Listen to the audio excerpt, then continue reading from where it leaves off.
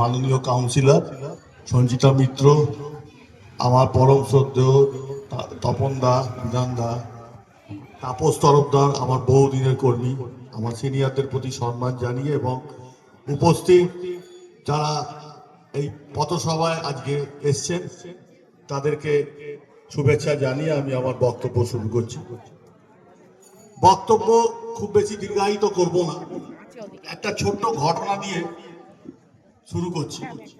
কদিন আগে আপনারা যারা এখন সবাই ফেসবুক করেন, ফেসবুকে একটা জিনিস দেখেছেন, হয়তো লক্ষ্য করেছেন, যে কোনো একটা জায়গায় একটা গন্ডগোল হয়েছে, সেখানে এইভাবে আমি শুরু করলাম কারণ আছে, সেখানে বাহিনী পৌঁছেছে,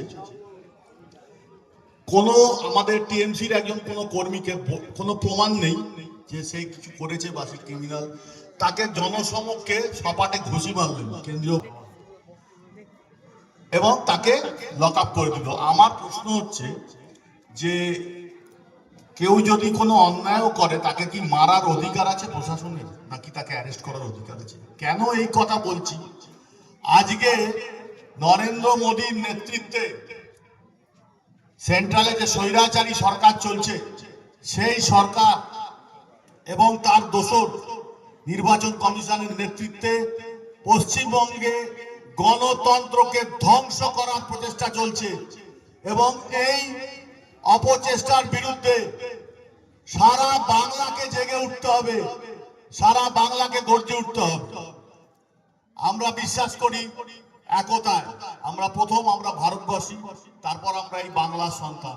বাংলার সন্তান বলে আমি কখনো বলবো না যে আমরা বাঙালি, কারণ আমাদের দলে এবং আমাদের এই বাংলায় বহু ভাষাভাষী মানুষ আছে।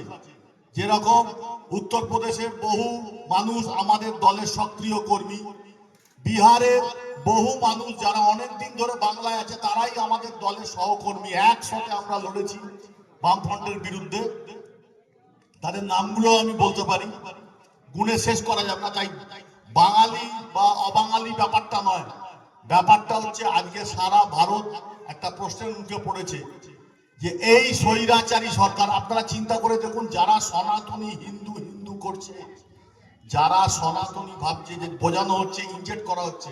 আচ্ছা চিন্তা করুন, দেশ স্বাধীন হয়েছে 1947 সাল থেকে। 1947 সাল থেকে যদি ক্রমাগত একটা পার্টিকুলার ধর্মের মানুষের সংখ্যা বাড়তে থাকে, তাহলে এটা হচ্ছে 2026 সাল। এখনো পর্যন্ত কেন আমাদের পশ্চিমবাংলা তাদের হয়ে গেল না? কেন এখনো সব ভাষাবাদী সব ধর্মের লোক রয়েছে? তার মানে এই প্রচারটা মিথ্যে।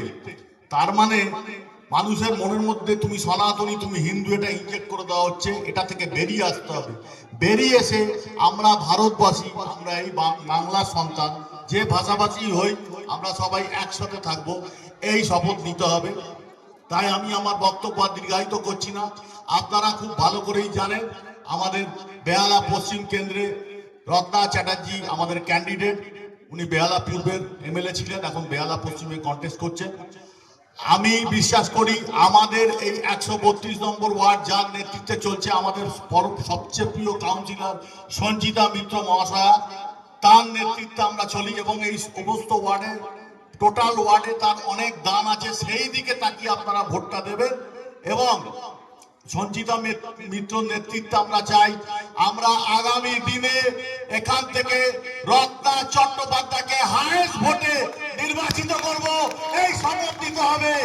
আমি আমার বক্তব্য দীর্ঘায়িত করতে চাই না, আমার পরবর্তী আরো বক্তা আছে, এই বলে আমি আমার বক্তব্য শেষ করছি।